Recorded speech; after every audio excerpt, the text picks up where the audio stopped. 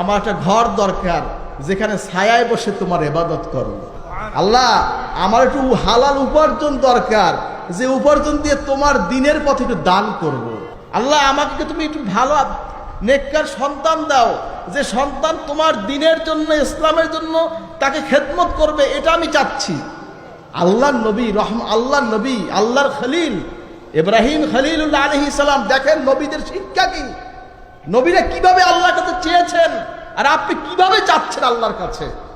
ইব্রাহিম আলাইহিস সালাম দোয়া করেছেন, রব্বি হাবলি মিনাস সালিহিন, আল্লাহ তুমি আমাকে নেককার একটা সন্তান দাও। আল্লাহ উত্তর দিয়েছে, ফাবাশশারনাহু বিগুলামিন হালিম। বলেন সুবহানাল্লাহ। আল্লাহর কাছে কিভাবে ফরিয়াদ করলেন, আল্লাহ তুমি আমাকে নেককার একজন সন্তান দাও।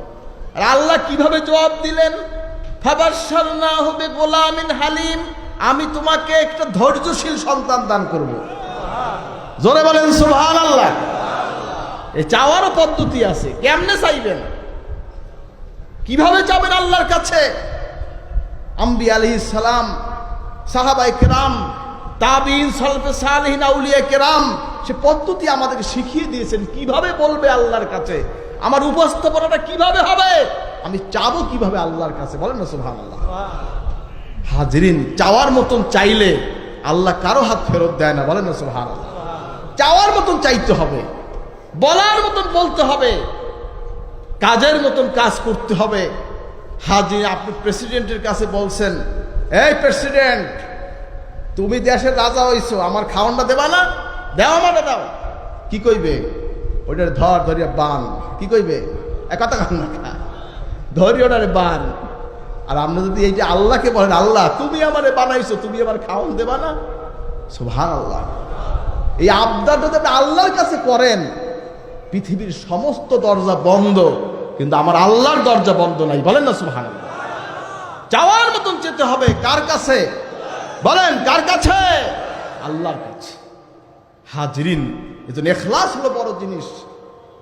ইবাদত হবে আল্লাহর জন্য, কোন পীরের জন্য ইবাদত নয়, নবীর জন্য ইবাদত নয়, রাষ্ট্রের জন্য ইবাদত নয়। ইবাদত হবে একমাত্র আল্লাহর জন্য। ওমা উমির ওয়াবুদ রাব্বাকা হাত্তা ইয়াতিয়াকাল ইয়াকিন। আল্লাহ নবীজিকে বলছেন, হে নবী আপনি ইন্তেকাল না করা পর্যন্ত আপনি আল্লাহর ইবাদতে মশগুল থাকেন। বলেন সুবহানাল্লাহ। কার ইবাদত, বলেন কার ইবাদত? স্বয়ং আল্লাহর নবীকে আল্লাহ বলেছেন, সাল্লাল্লাহু আলাইহি সাল্লাম নবীজিকে আল্লাহ বলেছেন, আপনি ইন্তেকাল না করা পর্যন্ত আপনি আল্লাহর ইবাদতে মশগুল থাকেন। বলেন সুবহানাল্লাহ। আপনি কোন তালে আছেন? সব সময় সারাদিন ধ্যান খেয়াল দুনিয়া নিয়েই করছেন। মরে তো যাব সবাই, কি যাব না? বাঁচবেন কেরা কন? হাত জাগান, কেরা বাঁচবেন? এটা হাতটা জাগান দিয়ে বাঁচবেন কেরা? কে বাঁচবেন কন তো?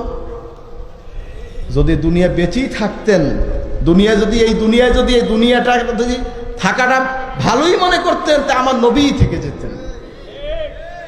মালাকুল মউত নবীজির কাছে আসছে, আজরাইল আলাইহিস সালাম তিনি নবীজির কাছে আসছেন, জিবরাইল আলাইহিস সালাম আসছেন, আইসা দরজার কড়া নাড়া দিয়েছে, বললেন আজকে নতুন ফেরেশতা নিয়ে আসছি।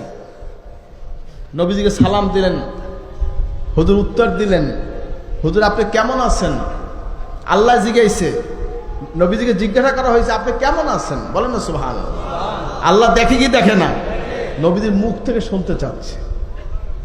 হাজিরিন, হুজুর জবাব দিন, আমার খুব কষ্ট হইতেছে, মারাত্মক জ্বর, মারাত্মক অবস্থা, খুব হুজুরের কষ্ট হইতেছিল। হুজুর আমার কষ্ট হইতেছে।